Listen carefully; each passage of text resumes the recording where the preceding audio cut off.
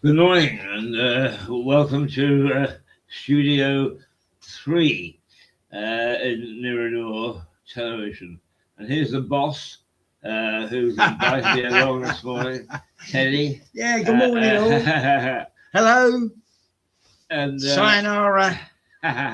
Top of the morning to all the viewers out there.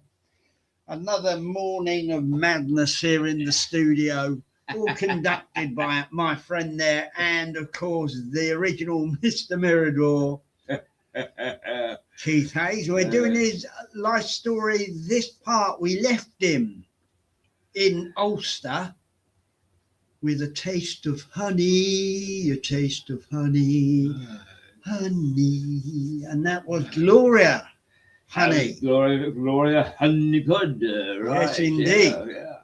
She was on the other day. She was on Wild Women or whatever they call it. Oh, yeah. Yes. I hate to say it, down over your age. Well, now she's getting a bit of a golden oldie herself, isn't she? Well, she's still not a bad looking chick. No, she isn't. No, to be honest. I mean, I wouldn't say no to a date.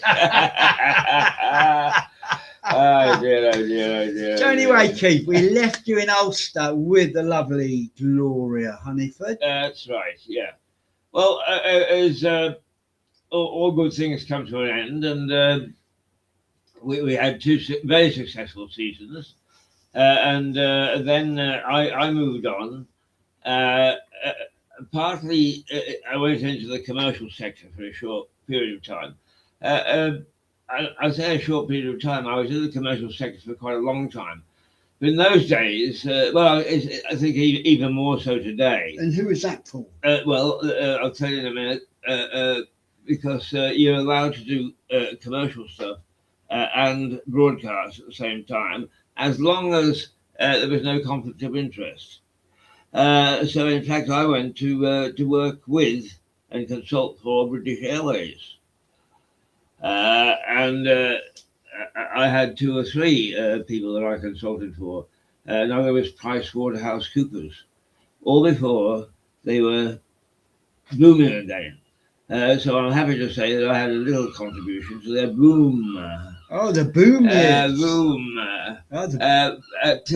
I also went from BBC to ITV, and went there as a fairly ordinary job, actually, because I didn't want to take the time to get in.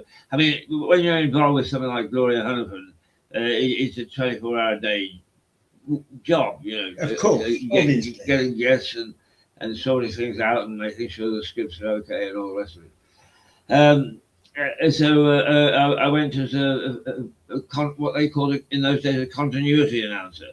In other words, coming up now is Teddy Wormsley, and Teddy is talking today about teddy bears. That's that sort of thing. But he sounds an interesting chap. The teddy bear. Oh, he is. Wait till we get to his life story.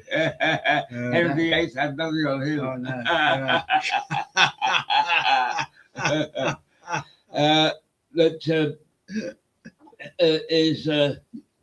Of course, I was a very experienced guy. So they got me doing all sorts of other things. And one of the programs that I did was very interesting, but very heart pulsating, and that was something called Police 6.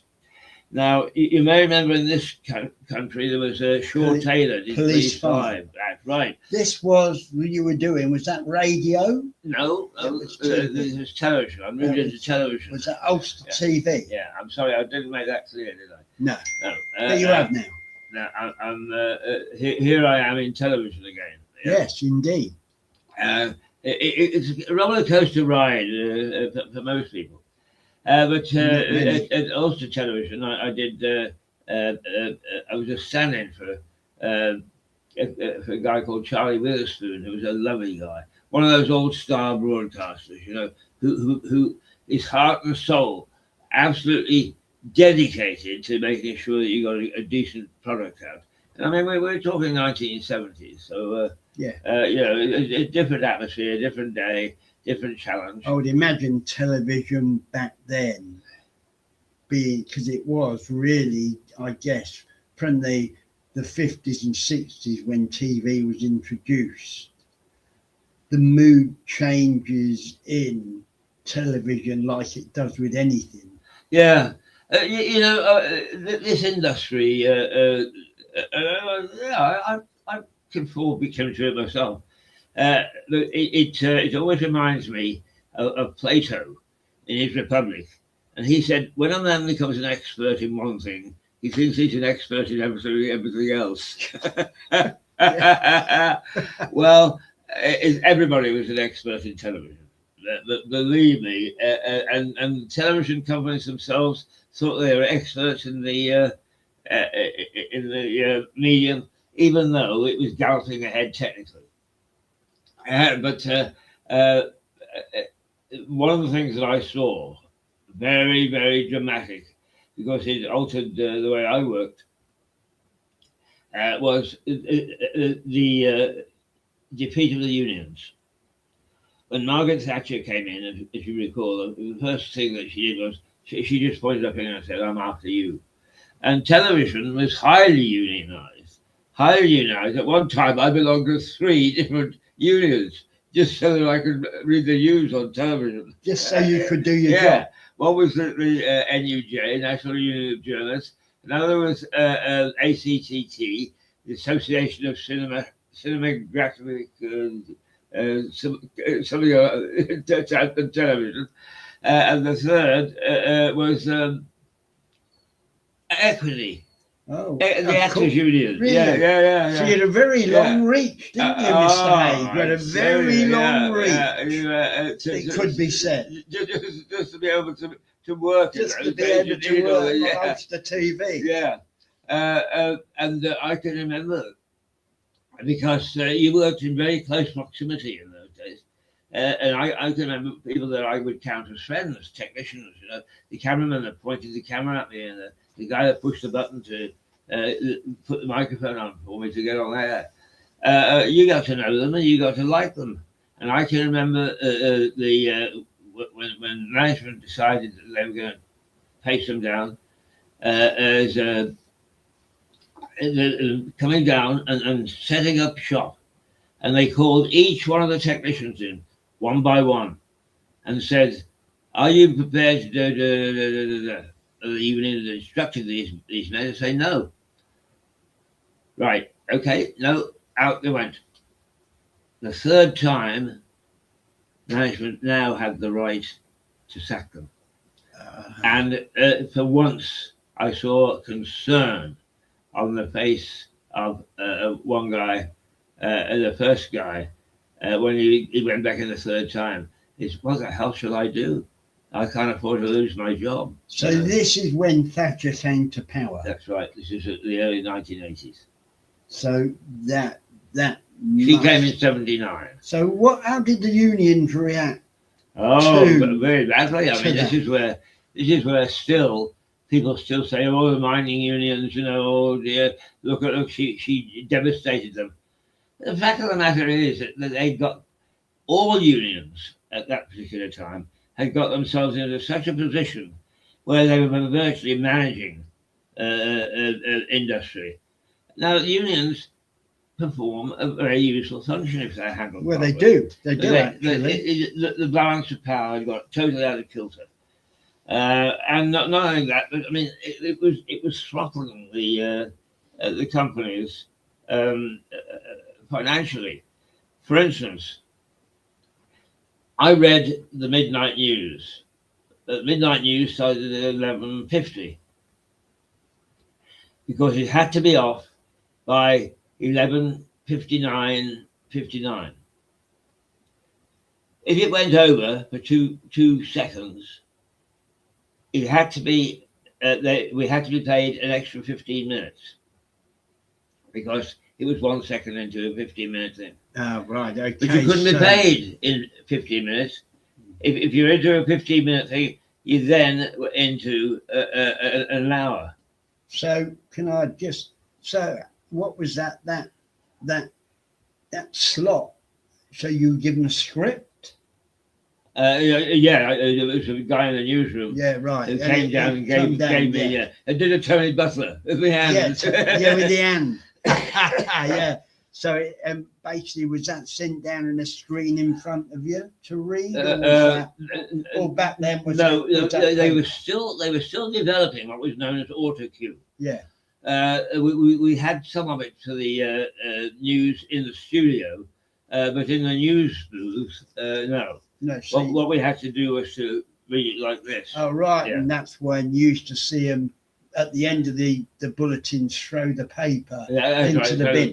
That's correct. Okay. Absolutely. You reminded me of that. Yeah. That's fine. It's Yeah. just, obviously, I want to make it clear to my viewers. Yes, absolutely. Because I was so close to it that I tend Exactly. to Yeah. It becomes automatic, and it still comes off like it's almost in your hand now. Yeah. Yes. You know. I mean, well, technology is. He and I are going to be redundant pretty soon because we will see avatars. Well, they'll take a picture and that's on the screen, and the next thing we know is that we'll be reading the news in Timbuktu. Yeah, my thumbnail will never know as much as you, mate. My thumbnail, so I'm not even expecting to. Now, heavily unionized, and a couple of programs. First of all, I was commissioned to do an anniversary of Ulster Television because they'd been on the air for 50 years. And that was marvellous because I dug into the old archives for some of the commercials. Benny Hill in a punt for Cadbury's plate. Oh, and the light up the custard, Yeah. a fag. All those things. They are fascinating.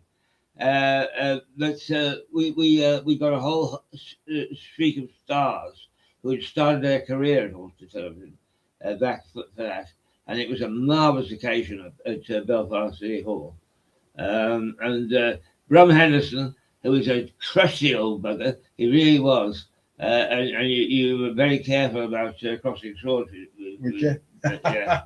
But he had taken Ulster Television by the bootstraps and just simply pulled it up to become one of the senior broadcasters in the country. He did a marvellous job. Everybody was in fear and trembling of him. They were like that because in later years, when I was over here fooling around with, I shouldn't say fooling around, but developing Mirador and so on, I got on board Ward Thomas. Ward Thomas had done exactly the same thing in Leeds with Yorkshire Television. Really? Yeah. And when I first met Ward, he said, Keith, he said, you will hear many things about me. He said, but one of the things is, did I take the head of programs at Yorkshire Television up in a helicopter and threaten to drop him out on his head? He said, it's not true. He may have thought it. But they were colourful. But boy, they made fortunes. Is the guy in the Midlands, Lou Grade. So Ward did exactly what you've done with Mirador then? He didn't do exactly what he did, but he came on board to advise. Because I mean, by that time, Ward was of my age now. Yeah. So he was in a position to say, we should do this, don't do that. Let's go down to ITV and take a look. And then he get ideas from other stations. Did you do much of that? Have you in your career? Did you look around at other presenters to see where you could maybe pick some tips up from them? It was a personal thing. The companies, although the chairman met, and people like the financial directors would meet, but the rest of us were strictly competitive. Yeah, of course. But there again, you see, it was very regional. The main competitor was the BBC for independent television. Well, I would imagine it was. Yeah, it was because the BBC was the benchmark, wasn't it? Yes, from it everything, from what I've read and what I understand, that BBC was the benchmark of broadcasting. Well, it was. I mean, it had a clear run since 1923. There's a wonderful story told about the first chairman, and his name will come back to me in a minute. I mean, Not Chairman Mao. Yeah, almost, yeah. He was, one of those Brits bristling out eyebrows and like the old what you see in films, some of the old especially the RAF absolutely guys. Yeah but he was everybody did exactly what he wanted. But once again, remarkable, it took this new industry and got it going and made sure they didn't fail. But he was reported to have come in one night, and this was they only had radio; they didn't have television. That was still in development. But he heard unmistakably the noise of two people having sex from one of the studios, and he opened the door and looked in, and it was the leading lady and the producer of the main program. So he stormed back to his office and called in his aides and said, "I'm not having this. This is immoral. Sack him." And so they said, "But sir, it's a live program. It's already in the Radio Times and so on. Everybody will know there's a scandal." So he thought for a moment and said, "All right, then get rid of the damn table."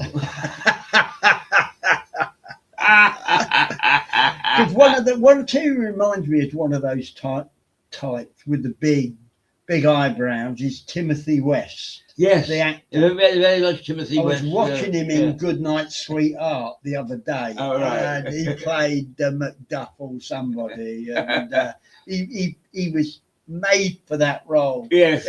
Retired, he was in the Second World War, and he grabbed Gary Sparrow, who was expertly by the boy that played Rodney in Fools and Horses. That's right, yes. And we're not plugging deliberately BBC comedy, I promise you.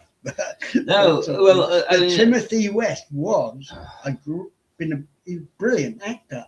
And it was just bushy-browed eyebrows and very Macduff and sort of like funny as anything. We must never denigrate the job that BBC did in the very early days. Well, no. The big problem is, of course, is that when you're the leader, you take ownership of the industry, and you feel that you can determine what the rules would be. And that was the big problem. That was where the clash came, is this is the way it's done. And newcomers coming and saying, no, you do things this way or you do that way. This is crime. It's going to affect all our children. They'll all be rushing into brothels by the time they're 11. Really? Blimey, I did start young. Now I know why you asked me to come on. When you said come and do a show. Now I know, because you knew I was a rule breaker before you started. I'm not going to ask you what you were doing at 11. Well, well, that's my life story. Whenever it happens.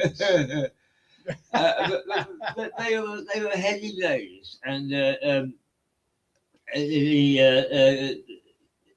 Brother Henderson was one of the early pioneers, as it were, and they were tough guys. They were really tough guys. They knew what they wanted to do, and they knew how to get it, and there was no interference, not from their own employees, and not from anywhere else. And eventually, of course, when Margaret Thatcher took over the unions, she found very willing cooperatives in the managers of television to help her. And they did. The unions were broken, but the sort of excesses, Teddy. People trot out the unions and so on, so as if it was dreadful governance and dreadful people in charge in management. But I'm not going to use his name because he may still be alive. But the main union rep at ITV for ACTT, which was the technicians union, or the cameraman, who dealt with all the actual technical side of the business. He picked up a full salary from the company. He picked up a salary from ACTT for being a shop steward. He was always in London for meetings. He was always in meetings in Ulster and so on. He never ever, in something like 5 years, went into the station, as he was the union rep. Right? Never went into the station. He was always somewhere else. Well, it just sums up the unions back then. Well, it sure does. But just as a footnote again, because some of these footnotes are very interesting. Once management were in the ascendant, they got a private detective to follow him, and they found out that on the money that he was making from everywhere, is he had bought a pub in County Down. He got a super duper car. He always went first class to London. He was living a life of Riley. So this was when you were working for the commercial. That in the commercial centre. Yeah. So how was that managed then? Because surely that if you're being paid by the commercial company and I guess by the union. Yeah. So he was killing both ends, really. Absolutely, and everybody knew it, but nobody knew how to stop it. So how did he convene union meetings and stuff, or did? Well, he just had shop stewards. Oh right, okay. That was easy. Only 3 or 4 people, and anyway, they didn't want to go to meetings, so he only called one every so often just to live by the rule book. And so, was that one of the first industries that the unions were clipped then? That and the coal mining industry. And then coal miners and television. So the coal mining industry followed the media. And then the car industry, of course. Yeah, well, I guess the media. Now, I'm sticking with the media because when you look back then, newspapers were so important. Newspaper industry was booming during those years because now everyone can read the news online or whatever. But back then, the press was such an important industry, wasn't it? Oh yes, it was. It was a question of where was the money going. That's my point. Yeah, I mean that Fleet Street was decimated by I know. They went down to Wapping and exactly. Yeah. Well, the Sun went to Wapping first, didn't it? Yes. Yeah, the Sun newspaper. Yes, I mean newspaper for me, journalism has always been of an interest in the fact that back then, the 70s and 80s, newspaper sales were up there. Whereas now, back then, the Sun controlled who people voted for. That and the Mirror, them and the Mirror. Almost, yeah. But now, of course, the last election, no one really. There's not enough people buying a newspaper now for a newspaper. It's still quite powerful, but but it is now diluted. It is very much. Very much. Its power is nowhere near what it was. Well, it wasn't, because now that the Sun is only having probably less than a third of those sales, as is the rest of the newspaper industry. But also remember that television was well underway. It was by those days, and I think Coronation Street. Sometimes we get 30 million viewers. Yes, I know. It does very well if you get 10 million today. Exactly. Back then in the 80s, Fools and Horses were getting the same sort of ratings on Christmas Day for the Fools and Horses Christmas special. Yeah. You know? Do you remember that on Christmas Day, the stars would all go into the studio? Arthur Askey. Yeah.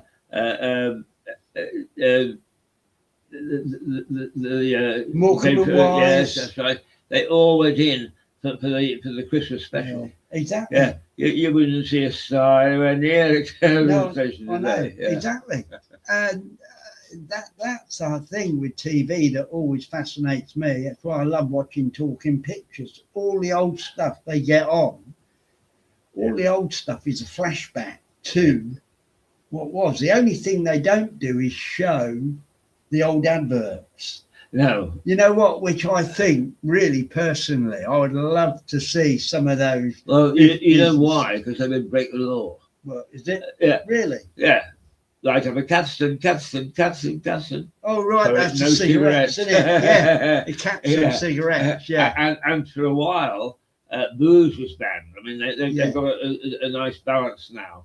But one of the ads I remember is 2 little bottles of Guinness, and let's say they were playing golf, and the ball would circle the hole and not go in, and then suddenly somebody would say Mackerson, and Mackerson stout. Yeah, that's right. And the bottle would spring to life. Yeah, exactly, and it would go in. Yeah.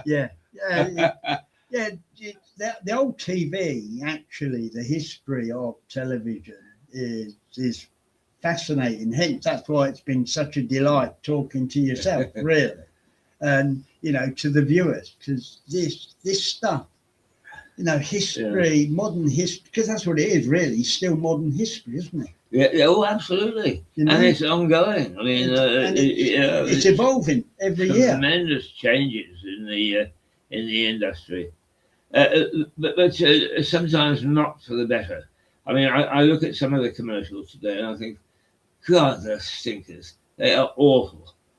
But in the 1990s, late 80s, 1990s, the commercials became the entertainment industry. Remember the man who loved Milk Tray? Yeah, because indeed, the Man in Black. Yeah, that's right. Yeah, they jumped down the walls. Right. They were little stories to themselves. Exactly. Yeah, they were really creative. Yeah, they were. Yeah, I mean, Oh yeah. Advertising companies have obviously not developed as quick as TV. That's all I can say, really. Well, I was in the newspaper game myself, selling adverts, and very good 8 years of interest. Yeah, well, you were in the golden age too, weren't you? I was. Yeah, my job, get towards golden oldie age myself, but keep that quiet. Anyway, so there you were working for this, and you were there for how long? Ulster Television for about 8 years. But the commercial sector, you took a break into TV because you were radio at Ulster TV. No. I was a radio at BBC. Yeah, at the BBC. I moved into television with UTV. Yeah, but I've been doing some television with CBC in Canada. Yeah. So you tend to go back and forth depending upon the need that any specific company had, the sort of talents that you could provide. Yeah. So it's all building up experience as you move on in life. Really, right. It's like every profession you're in, whether it be broadcasting, butchery, prostitution, you know, all builds character. Sorry, I bring that up. But you were talking about 11-year-olds in brothels early on, so I just thought I'd throw that throwaway remark in.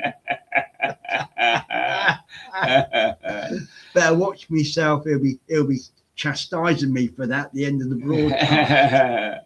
Hopefully not with a whip. Now, a couple of other things that I just want to mention in that Ulster period. First of all, I got involved with a couple of other guys, and we started the first independent studio to make programs and commercials and so on in Ulster, and it really was a lovely little unit, and our timing was wrong. We were still when the unions were. Oh, Yeah. right. Now this guy that I was talking to you about, who almost full-time job as a union, I knew him. He came around and he sat down with me, and he couldn't have hinted more heavily as what sort of bribe are you going to give me, and I'll make sure you work. And I wouldn't bite the hook. Good for you. Good for you. Yeah, but by the same token, it kept us very limited, so the thing never really took off. It was a pity, really, because you know, that was a time when the industry was evolving. The other thing is that British Airways had an awful reputation, and when I sat down with them, I said, "Well, you know, what you're not doing is you're not using your assets to good use." Here you've got a lot of criticism from the media on your airplanes. Why? I said, "Why don't you?" I said, "You got lots of capacity. You got all sorts of seats on the flights from Belfast to London. Put a few bums in the seats, a few journalist bums in those 3 seats. Take them over to London. Show them what you do. Show them how you make sure the aircraft can fly. Show them how you make the food for the cabins. Show them all sorts of things. For that matter, let's do some interesting things. For instance, we watched a lobster being hauled ashore on Rathlin Island, which is equidistant between Scotland and Ulster. And in those days, its big industry was lobster fishing. So we watched this lobster being hauled out. We followed it being carted to Belfast Airport. We watched it as it went on board the aircraft. We got on board the aircraft with it. We flew to London. We flew on to Brussels. We watched it being taken off. We watched it being taken to a restaurant and sat down and ate it. And what did the lobster think all about? Well, we only chatted to it along the way and said, "Yeah, be calm. Don't worry. It's all going to end well."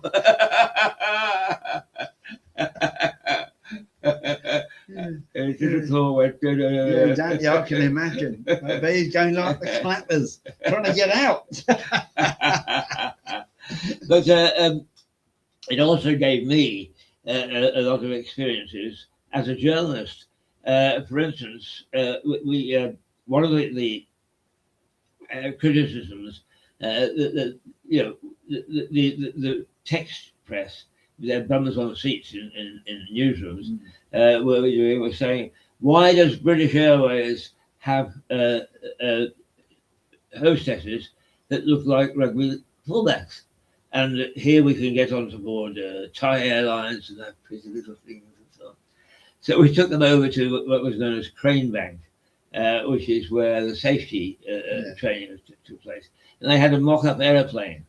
And the guy in charge, who got a lovely sense of humor. But anyway, he seated everybody in this mock-up airplane, and he said, "Right now, we're training some of our girls." So the girls came along, and suddenly, alert, alert, alert! And they rushed to the door, and they put their shoulder to the door, and the doors popped out, and the thing went down, right, ready to go. That they brought this tie. So then, No.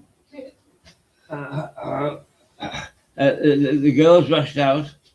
Little Thai girls. Oh, hello. They went, Oh yeah. our carer has come. Oh, sorry. No, it's all right.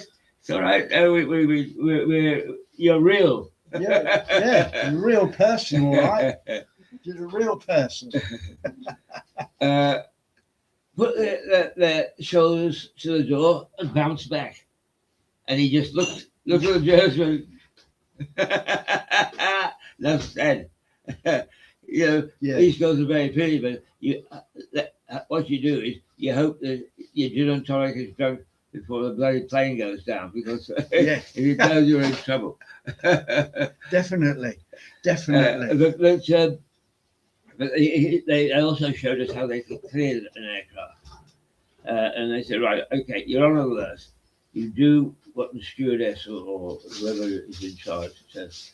And suddenly they, right, okay, out. Yeah.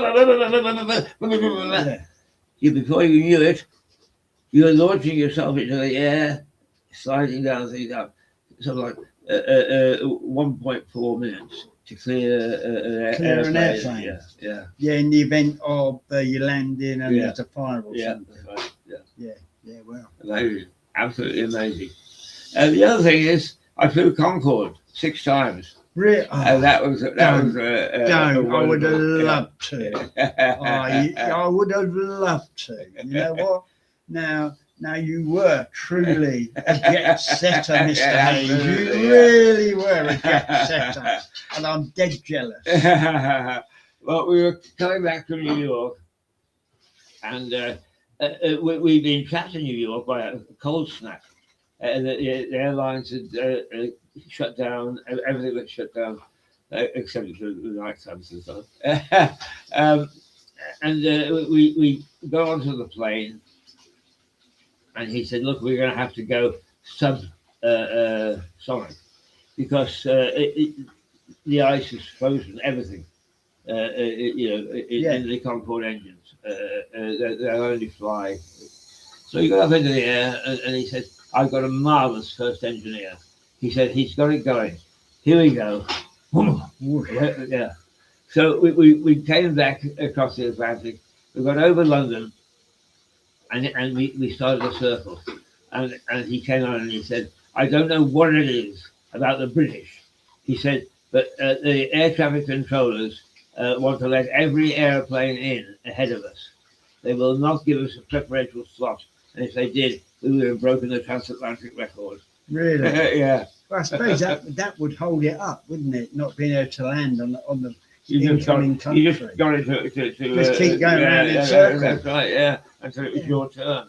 And what the captain wanted to do was to just hold for 5 minutes while he went in. And they wouldn't do it. Amazing. And he was saying, look at the time. And this is how common it was for people like you back then. Oh, well, I just took Concorde to New York, like a throwaway remark. You know what? But when you actually took the flights, didn't you get a little like souvenir to say you've been on Concorde or something?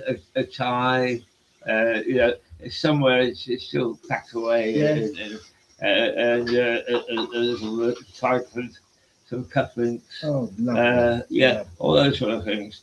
But on one occasion, I took a promotional trip, and to look after the VIPs on board. So I was with a whole host of British film stars, and really, yeah. And so you were actually a trolley dolly for the. Well, I didn't have to look after the trolley. I'm happy to say I was able to say yes. It could be a brandy, please.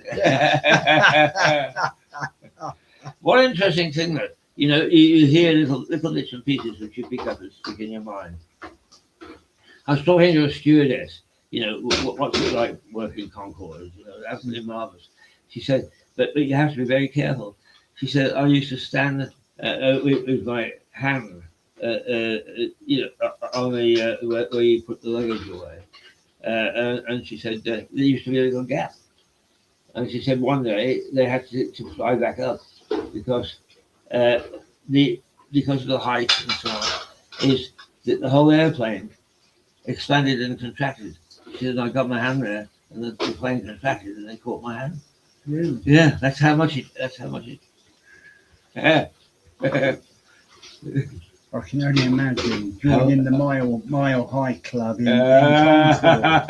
I really can. But anyway, I digress away from where we were. So Yeah. Well, things that I was doing in Ulster before I left and came back to the UK. And it sounds like Ulster was, despite the troubles, was a really cool place in so many ways. In many ways, it was. Yeah. I Yeah. mean, wherever you've got a community sort of trapped in their own homes, they start to make their own fun. Yeah. And it goes back to the pre-electronic games times. And it happened actually when we had COVID in this country. That's right, yeah. And it did. I Yeah. know from personal experience that my brand DJ Wise just went on. Yeah. Even through, when sort of like, but that story to my life story whenever it happens. But well, I had some marvelous parties and went to some marvelous parties during the post-COVID period, just Yeah. when we were coming out of it. Yeah. Because people still couldn't go to the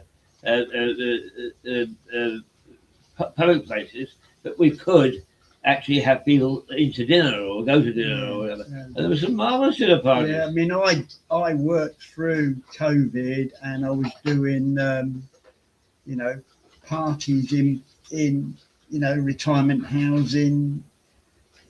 retirement housing, but safe distances. They even had the police come in, and I said, well, look, everyone's 3 foot apart, and the policewoman laughed, and she had a coffee and said, that's all right, said, you're fine, and right over the road, people in the other flats loved it, so it was a regular thing in Peacehaven, and all my mates were saying, well, you DJing through this about just thinking outside the box, as you have to do, and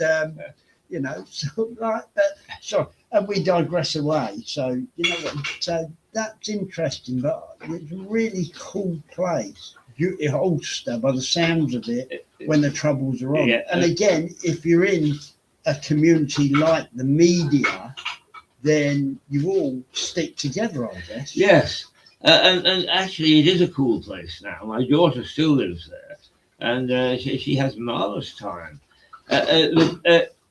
I went back to do a story on Ulster for Reuters, and I spoke to a couple of the guys that I'd known, particularly at Harland and Wolff shipyard. So Reuters was your next stop in your career, was it? It was. And this was in the mid-70s? This was 1990. 1990? Yeah. Right. But and that's immediately after you left Ulster, presumably? Yes, that's right. Okay, that's fine. Now, again, just for the viewers, just to let them keep up. Right. But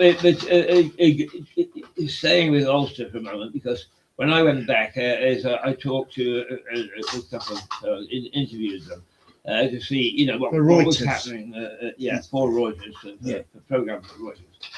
And one of them made the point, and he said, the big problem was that Margaret Thatcher faced was in developing Docklands, the infrastructure was in place, and it was in place for all the wrong reasons to develop. He said, here, they've blown everything up. So what we've got is we've got a clean playing field, and we can build the infrastructure to suit what we're going to do here. And that's why Ulster, in many ways, is a cool place. It's built properly. I've only been to Southern Ireland, and from the Irish people I know, when I grew up in an Irish community, they are quite a creative race as well. Oh, indeed they are. And I mean, it's very oriented towards their way of life, which is very rural, very bucolic. Of course. And some of the, I mean, on Gloria's program, one song that we used to play all the time is Mary from Dunlow, which is all about, I'm sorry, darling, but I'm going off to the new land, and this may be the last time that I see you, despite the fact that we're in love. That sort of thing. That. And so, routers then, where were you based for routers? Reuters, well, I started off at something called Biz News, which is the old Commonwealth Film Organisation. You used to see on the movies, at the movies, halfway through, they would show JPM. Yeah, that's right. JPM or something. Well, its heyday, that's what Biz News was doing, and it was the production arm of television. And Reuters, moving into television, suddenly realised that they did not have any television knowledge. So they purchased Biz News, and I'd gone to Biz News to do business programming, and I was part of the Reuters acquisition, if you like. And once again, I walked in. That was out at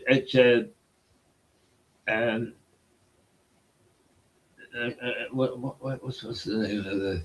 Anyway, it was in West London. Right close to the Guinness factory. Park Royal.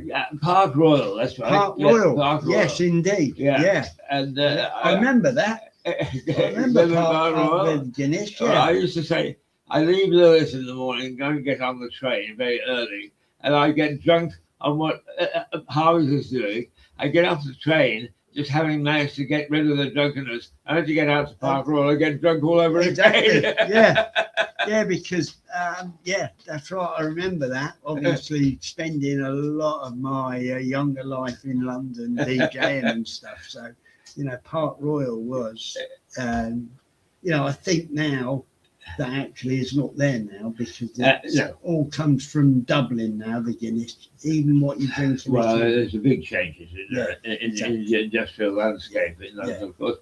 But we very quickly moved from there to what was then the main Reuters building, which was on Gray's Inn Road, not far from King's Cross Station. Oh, right. Okay. And in fact, very interesting because Gray's Inn was and is still one of the key areas where barristers train, and both on Mirador television you see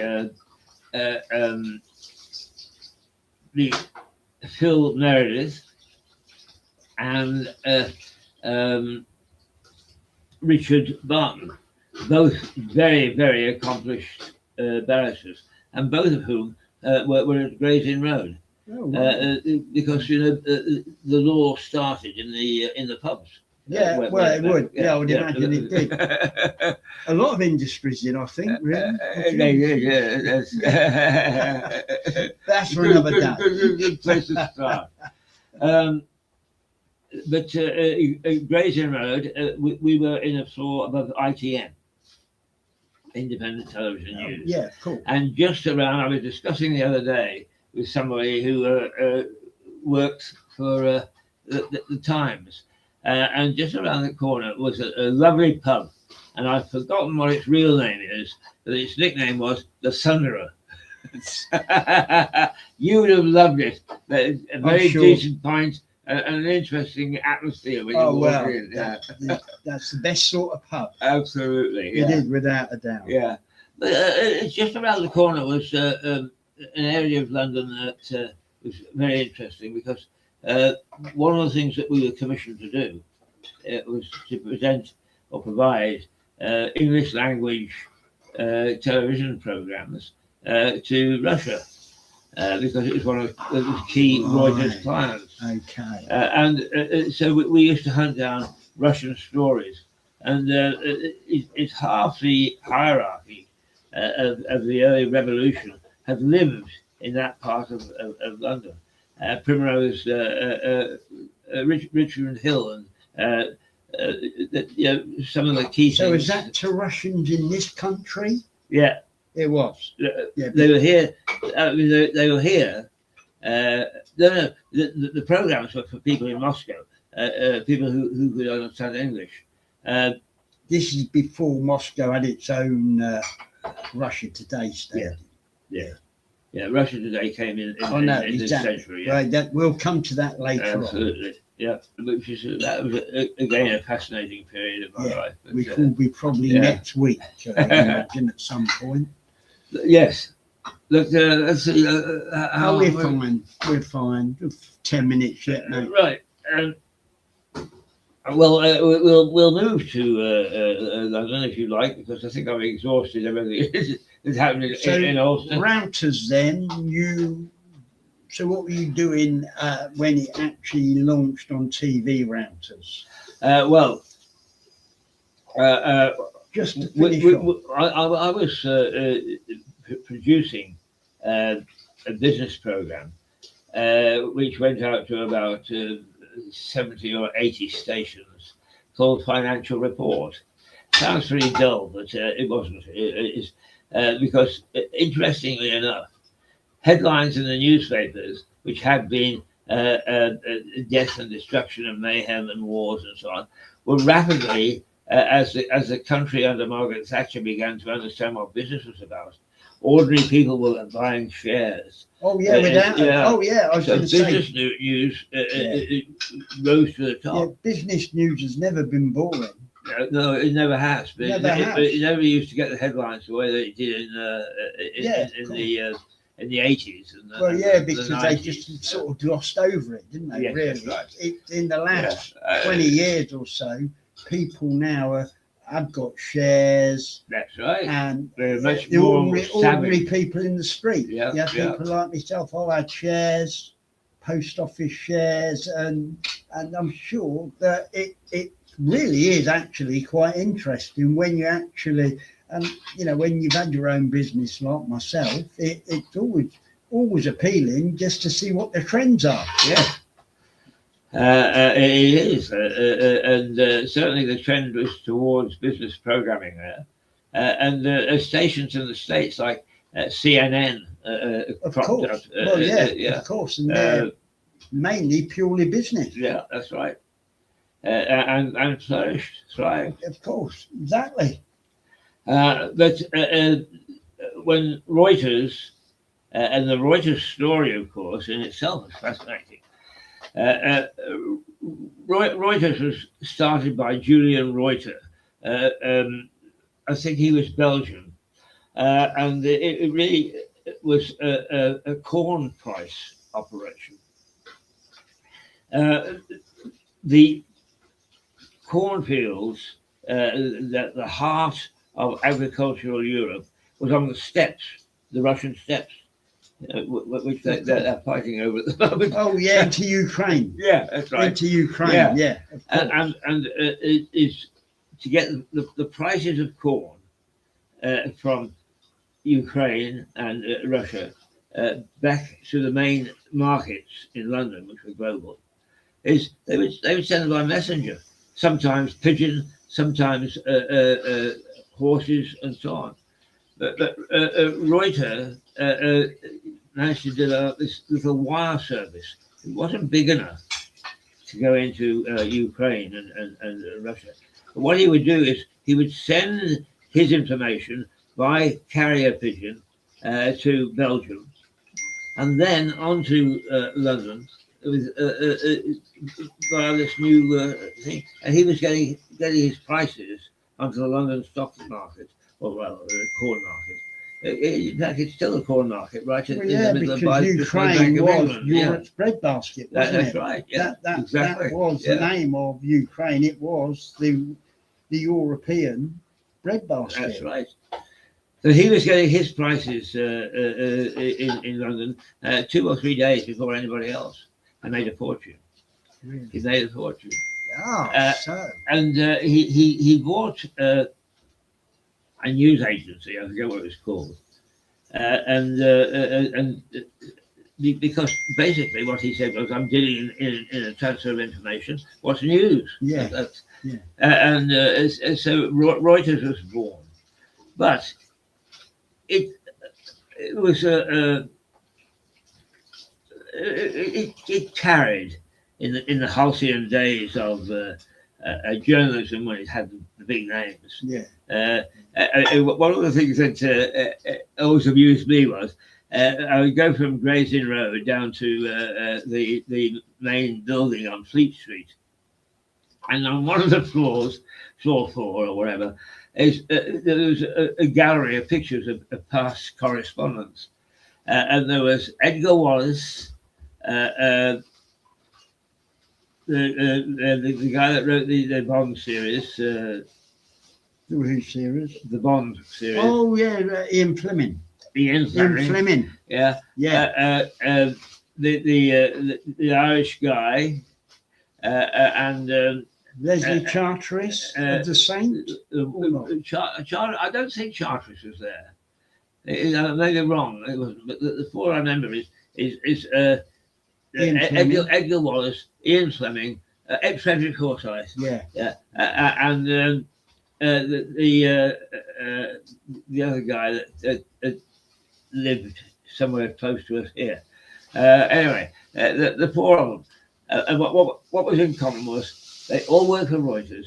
They're all famous novelists, and they were all spies. I was going to say, because wasn't Ian Fleming an agent? Yeah. For MI5 or somebody. Yeah, I remember reading that. It was, yeah, and also Frederick Forsyth. They were all spies. And I guess you had to be a spy because like some of their stuff is absolutely brilliant. Yeah, and in the Bond series, you know, it's amazing. And I wonder how much of the Ian Fleming stuff was actually in the Bond movies. I mean, I know with Official Secrets Acts and that, but you can dress anything up to make it look slightly different. Actually, I thought that with one exception, which disappointed me enormously, the Bond movies were very close to the books. Actually, the storylines weren't too bad.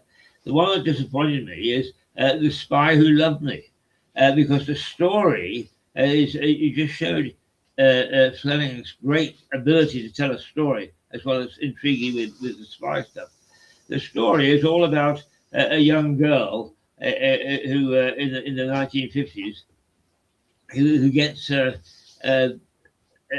comes from private school and gets caught in the back of the cinema with her knickers down by the attendant with the torch, and is sent off to Montreal by her aunt to avoid the scandal. And when she's coming home, she takes a little lambretta and goes down through the Adirondack Mountains to go and get on a boat and come back.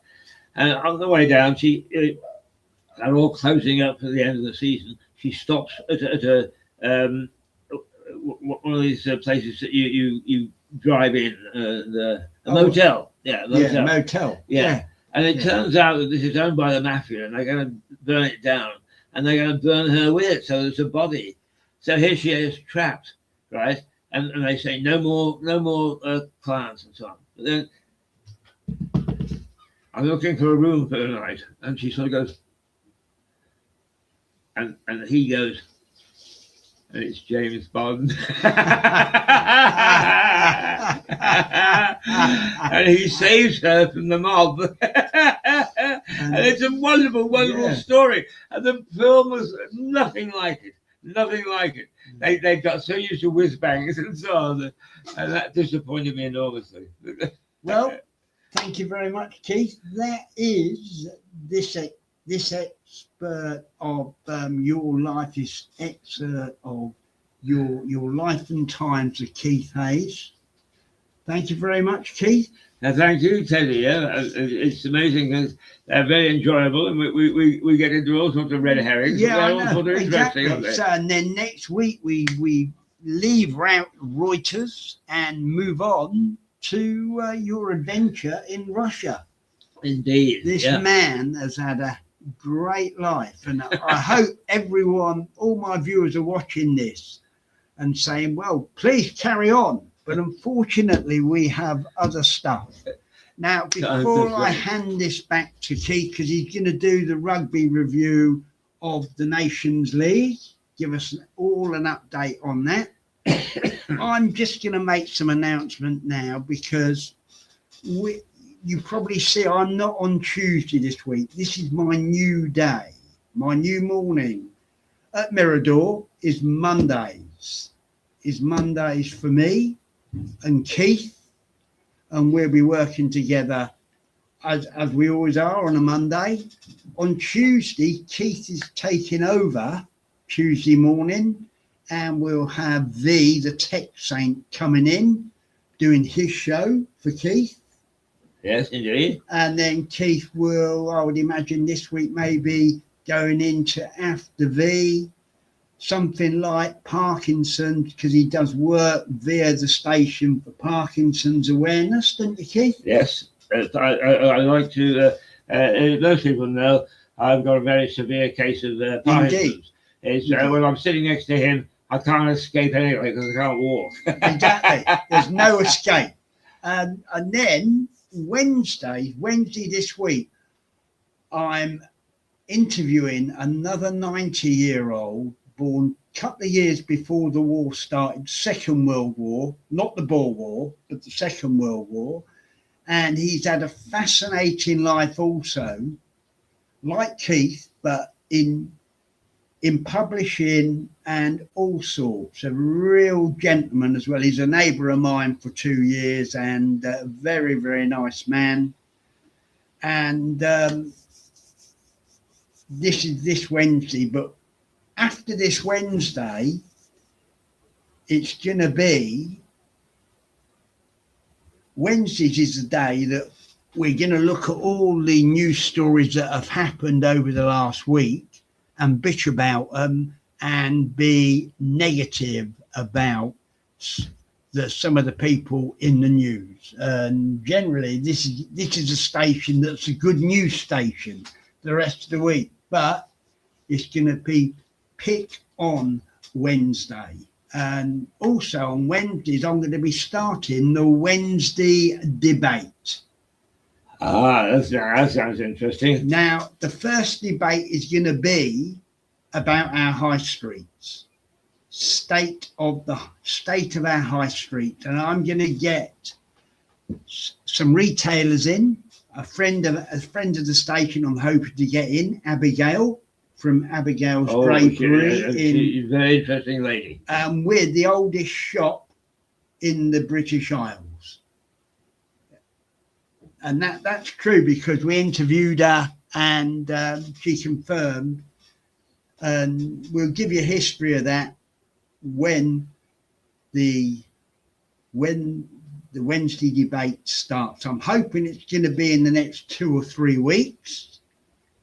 So we're going out back to what Keith wanted to do when he asked me to come on. We're back to 3 mornings a week doing what we do. And also I've got guest presenters, one from the States, hopefully, Melissa, coming in. Oh, good, yes. If, if you can obviously email her and just let her know that I'll be emailing her to see when she can restart. And so this is all to come, as I'm now, he's passed the baton to me to run the everyday affairs of Mirador South Television, which I'm more than happy to do. And of course, we know it's not just the south of England we serve, being a YouTube channel, infinity. They even get us out in outer space, I'm told. But I've had no confirmation about that. So this is how we see, because for me, this man, even though I'm running every day, for me, he'll always be Mr. Mirador. And that's it. And I know my friend V, the Saint Tech, he thinks the same. He'll always be Mirador. So for me, I'm just running the station every day, and he'll still be here, as far as I'm concerned, as the principal, doing his other stuff, because he can also be starting a blog. Yes, it's starting a blog. Which you are, aren't you? Yes, I am. You're working on now. I'm very interested in the history of where we are, and in fact wrote articles for a former magazine in Lewis about various history things. What I'm looking at the moment is the Saxons, because we tend to dismiss the Saxons as being sort of ruthless buggers that were always fighting. But in fact, they are a very sophisticated society, and they really produced a lot that is still part of our lives now. So I want to look deeper. At the moment, I'm into King Athelstan. King Athelstan? Who was he? Well, one thing he did was he turned up on the island here, Hampshire Island, and held his court for 3 days. And apparently there's about 1,000 people came with him, and knights and ladies in armor and you name it. They set the island alight. So anyway, this man will be giving you details of that as well. And sport-wise, from next football season coming, the Premier League, Mirador will be starting the Mirador Fantasy Premier League, where all the viewers can enter. This will be carried on the Sun newspaper fantasy football channel, which I'll give you all details of later on. And the build up to that, I'm going to be giving you a rundown of all the 20 Premier League teams on a daily basis from the start of August. So that's something that's coming. And hopefully everyone that enters, I'm hoping with the help of the tech, our sponsor, the Tech Saint, can arrange that everyone that registers at our new email, which is miradorsouth@proton.me, and that is our new email, which will be coming up on the screen again over the next couple of weeks.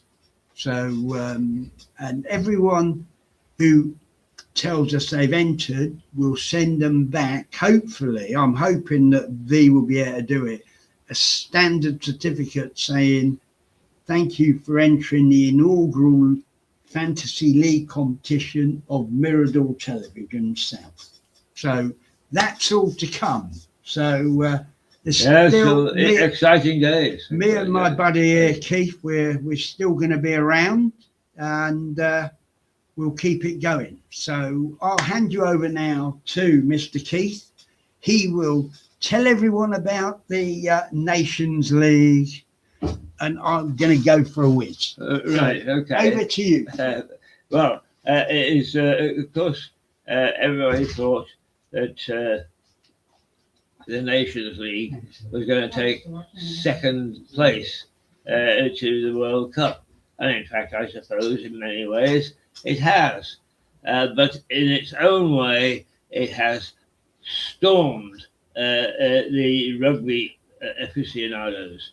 There have been stadia filled to capacity, sometimes 70 or 80,000 people for these matches. It's involved, 12 different countries, 6 from the Southern Hemisphere, 6 from the Northern Hemisphere, playing each other up until this last Saturday. And now we'll start again in November for the second half. But there'll be some excellent games. But just let me take a quick run through of who will be the winners and losers. New Zealand, traditionally one of the powerhouses, has done extremely well. It comprehensively stuffed Ireland, who locally within the Six Nations, within Britain and France, were the powerhouse. France, they won the local, or I shouldn't say the local, but the Northern Hemisphere. They won the Northern Hemisphere league. They beat Japan 42-15. Australia stuffed Italy. Now, everybody, Italy is everybody's pet favourite. They struggled to find their place. They'd started to do it, and the fact that they lost 57-10 is a sad reflection on what is happening. But Italy still give value for money. Fiji, that were battered by England with a record 70 points score a week ago. They fell to Scotland 33-17, and South Africa. I watched that match. Poor Wales, who are just as a powerhouse of the 80s and the 90s, are now floundering, and they lost 43-0 to South Africa.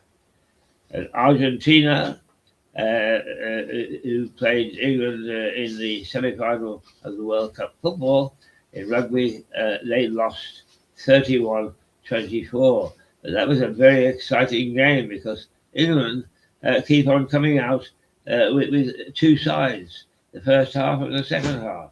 The first half, they were dominant. They pushed Argentina all over the place. The second half, they took their foot off the pedal and they only just made it home by the skin of their teeth.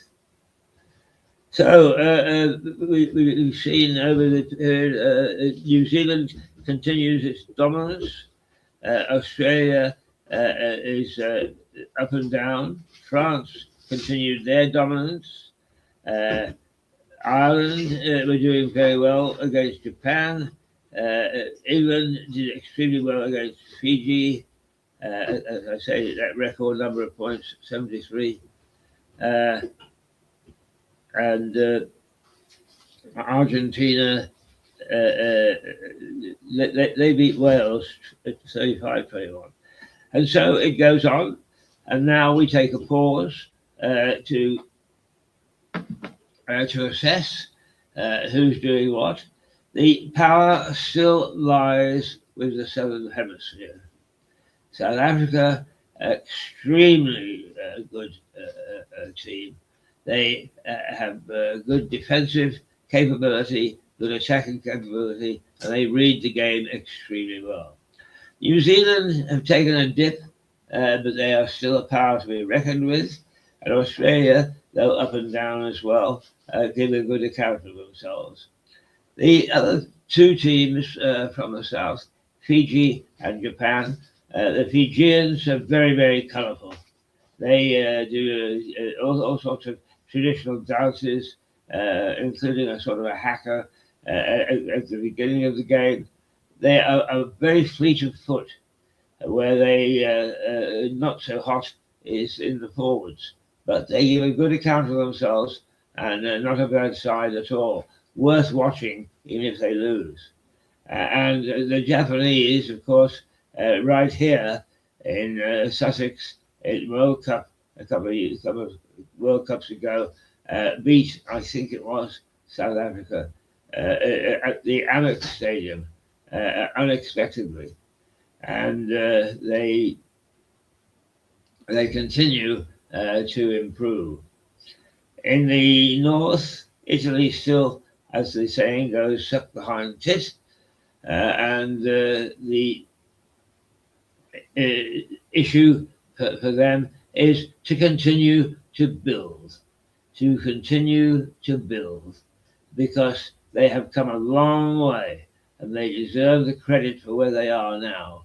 If they're still not quite good enough to take on the big boys, then they soon will be. And it may be slow in coming, but then again, you know, it was slow in coming for some of the senior sides who were going in the 1800s. So let's give them credit where credit is due. Poor old Wales, they want a resurgence.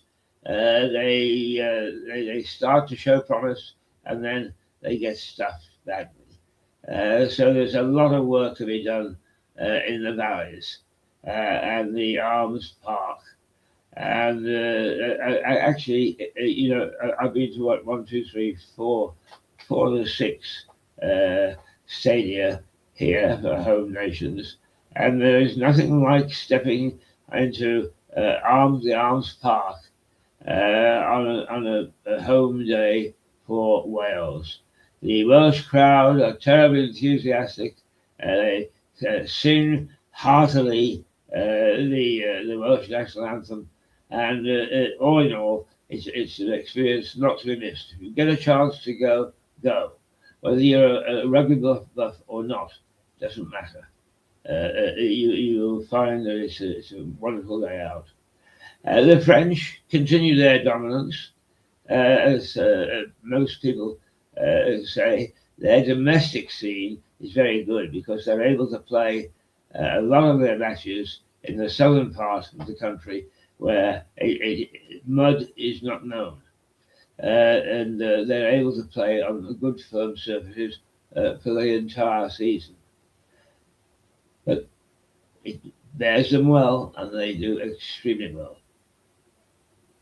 And they are being chased by England now, although England themselves are on the comeback trail. And the big problem with England is you never know which team is going to turn up. And they have proved, they have shown that they have the capability of playing some excellent rugby. It's the mental attitude. And for various reasons, either per match or per half match, they take their foot off the accelerator. And that's what they're going to have to stop. They are going to have to stop laying back when they are doing well. They've got to keep the pressure on. Is it an arrogance that is born into us English? I don't know. It could well be. And there you are. We're showing you what we're all about. So now we'll go for a cup of tea. Well, that cup of tea sometimes is very costly. So who have I left out? Scotland. Scotland, once again, a charismatic side. Everybody loves watching the Scots. And of course, the Princess Anne is a patron. And God bless her, she turns up to every match that she possibly can. But they play a good game, and they've beaten some of the best teams. They still have not found their full potential. And what one expects in the not too distant future, there will be a season when they will emulate the Irish and they will take over and lead from the front. England will always be, because it's got a lot of money and a lot of good players. It just hasn't found the right coaching combination yet. And I like to think that the coaching situation can be ironed out. We've had some terrific coaches, that the suits or the ties, or as one English player famously called them, the old farts in charge in Twickenham, give sorry, he's a little crest. Give them a bad time in trying to find a good combination. But rugby has, as I've said, filled stadia to bursting limits in Britain, in Argentina, in South Africa, and it's a healthy scene. But one thing that crosses my mind, and I know it crosses Teddy's, is that where on earth does the money come from, particularly for the away brigade? because tickets for the World Cup football, they didn't start for less than about 300 or 400 quid for a very ordinary seat. For rugby, they start at 50 or 60 for a very ordinary seat. And on top of that, we've had other sporting events, Grand Prix, and what else has been going on? I just can't think of what else.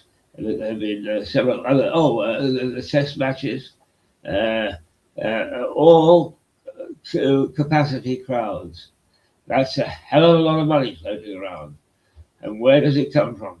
And where does it go to? We know in the case of cricket and rugby where it goes to. We're not absolutely sure where it goes to when it comes to FIFA, who did not fill themselves with glory on this last match. I only watched a bit of it. Teddy watched all of it. Teddy, there are little signs of corruption and nonsense in this last match between the final between Spain and Argentina, which Spain won, incidentally, 1-0. Yeah. I mean, to be honest, I'm not, I really shouldn't be anti the Argentina, but I am. I hate them. I really do. And quite frankly, that in a football match, when it's about sport, you bring out the Maldives. I'm sorry, but for me, they should have been thrown out the competition there and then. Absolutely. Personally, that not because against any team, but it's England, and because of England, the Argies have always hated us since we sunk the Belgrado. Well, that's right. Politics should not enter into any sporting event. Definitely not. It's about sport, about sport and enjoyment. That's exactly it. And you know what? When there was the main thing is, that's the best part about the World Cup is there was no football interaction on a violent nature between opposing teams. No, there wasn't. It was held in good sporting. Exactly. Yeah. Except for, I watched a couple of incidents in the final where it was obvious that frustrated Argentinians. They threw a couple of the Spanish players to the ground. They're just bad losers. They're bad losers. I'm sorry. And if there's any Argies out there, you want to come back to us with the blog on top of the do it if you want to. It's a free country, it's free speech in this country. So please share your if you dislike my attitude, you're not the first. I've had 3 mother-in-laws that have never really liked my attitude and my tolerances, but you know what? They didn't last long either, as did the wives. But so again, but sport is sport. And for me, the best time, football now is really starting. Now we've got the World Cup out the way. I was watching it, the actual presentation, and there was old Trump this morning giving them, walking along the squad of Spain, giving them the thumbs up the way he does, like he's dancing, and But and to be honest, I thought the Trump action with the Infantino, the FIFA president, getting the America's strikers suspension overturned, that was disgusting as well. It showed up a man that doesn't understand. The president of the USA does not understand the game of football about fair play. And of course you get referees making the wrong decisions. Let's be honest, as a fan, you always think that referees are making a wrong decision in every game. That's right. But if you had a president that interfered in every game of American football, or soccer as they call it out there, then it wouldn't be a sport, and it wouldn't be. It would not be sport when you get political figures infiltrating absolutely the British sport. Now, could I say something, because I think Teddy has already said is Wednesday is going to be Gripe Wednesday, and that we will actually be sounding off. We will, and this is on Wednesday. Followed by a debate. Will be a Wednesday debate? There will be, yes, but won't be starting this week because I'm starting Tony's story this week. Right. Okay. So and Gripe Wednesday then starts 2 weeks away. About 2 weeks away. Get your gripes ready. Exactly, and put them on our blog that runs alongside the Mirador screen. Please join in. Give us your gripe, no matter where you are, whether you're a Martian that don't like your boss, or whether you're in this world of ours that's spinning on an axis. Tell us where you are about your gripes about anything. Absolutely. It's Gripe Wednesday coming up in the future. Gripe Trife. Indeed. And of course, don't forget Mirador South at proton.me. Right. That's ME, is it? ME. Right. Yes, as a medical examiner. Only not in my case.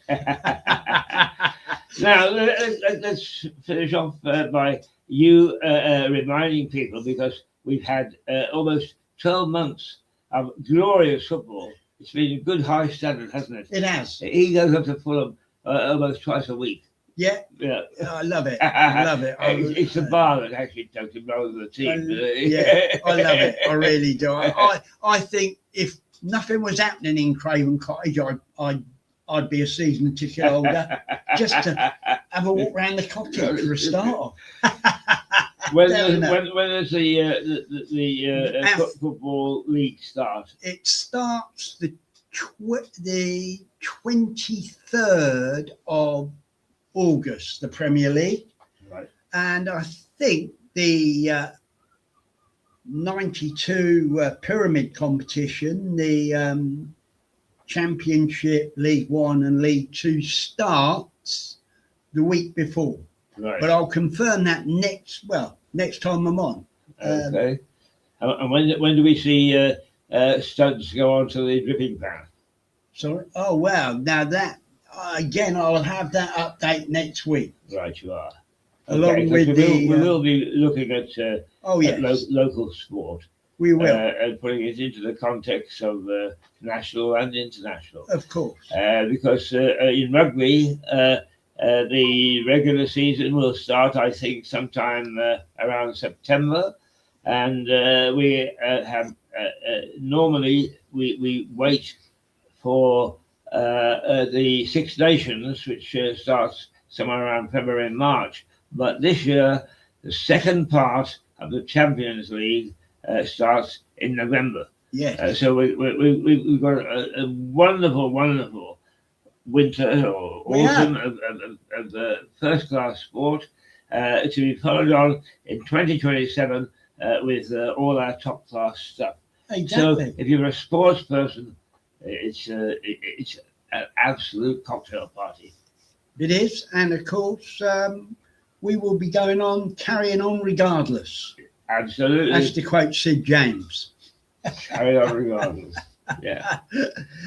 So I hope you've all enjoyed today's broadcast. Thank you again to Keith for another part of his life story, and we join him next week from his journey in Russia, which is equally as fascinating. And I'm sure I'll be throwing all sorts of red herrings up just to keep him on his toes, even though he's sat on his arse. Really. So thank you all. Thanks for watching, and we still got that bloody thing in the corner. Yes, we're both getting excited about how, in this case, if you get something for sale, malware bites. Malware bites. Don't buy it.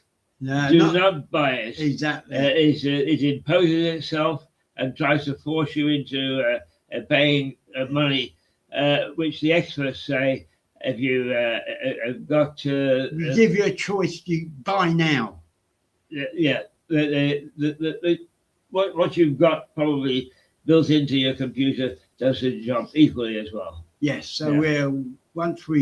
I'm sure we can discuss that with Via I think Saint tomorrow I think we can. Yeah, indeed. online, and that will hopefully show our viewers how to get rid of it as well. Indeed. So you can ask him that from Yes, me tomorrow. because I'm sure that this pesky thing is a nuisance to a lot of people. I'm Yeah, sure it yeah, is. yeah. I'm sure it is.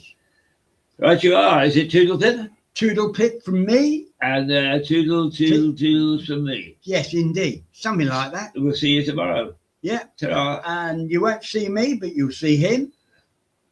There you go. You're going to put up with me again tomorrow, but There we go. It's him on Wednesday. Oh, yes. Yes. Yes. Okay. See you all. Bye. It's a wrap.